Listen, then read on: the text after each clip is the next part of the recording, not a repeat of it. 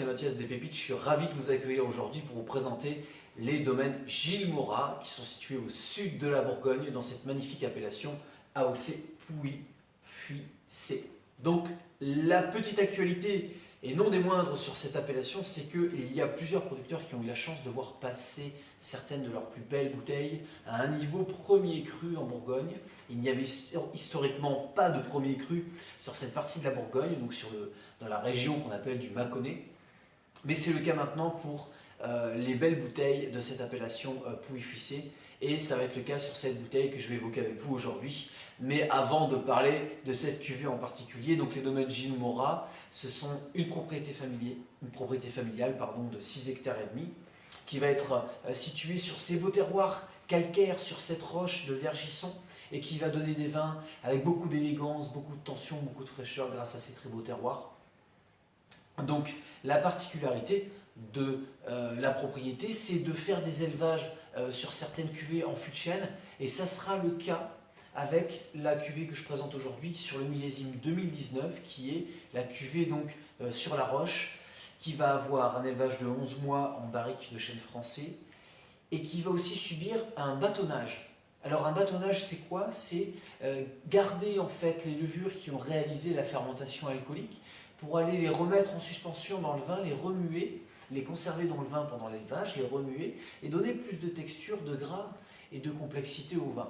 C'est une pratique qui est régulièrement élaborée en Bourgogne et ailleurs pour donner plus de relief à une cuvée, pour donner plus de complexité. Et donc justement, on va voir s'il y a de la complexité sur cette bouteille. Je vous propose d'aller la déguster. Petite observation avec cette belle robe jaune paille avec une intensité moyenne.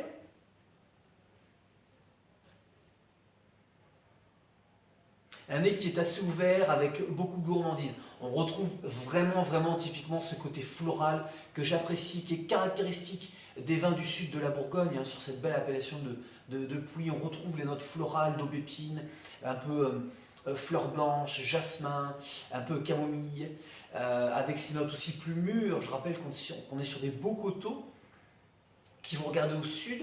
Donc on va voir cette maturité des raisins qui va offrir des arômes de fruits à noyaux, de pêche de vigne, pêche blanche, le côté brugnon, là, ça sent vraiment on ressent vraiment ces notes-là au nez.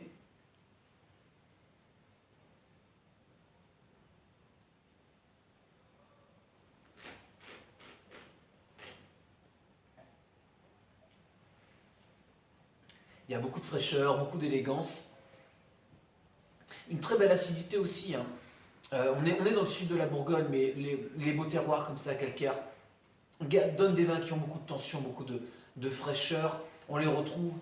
On a la pâte vraiment Gilles Morat avec beaucoup d'élégance. Le côté charnu et gourmand aussi qu'on va attendre de ces vins de l'appellation Pouilly, avec une belle longueur en bouche. Et ça, c'est des vins qui vont absolument tenir dans le temps, qui vont pouvoir se garder une bonne dizaine d'années et qui vont aller nous montrer après plus tard des arômes un petit peu plus tertiaires, un peu plus de complexité. Il n'y a vraiment pas de quoi se précipiter pour ouvrir cette bouteille. Il y a beaucoup de gourmandise maintenant, mais elle va afficher un joli potentiel de garde, je vous disais, d'une dizaine d'années ou un peu plus. Il y a du corps, de la concentration, donc on va aller sur les accords mets et vins avec de la consistance. On va aller chercher notamment tout ce qui est poisson bien évidemment, mais même les viandes à chair blanche, un poulet rôti simplement aussi fera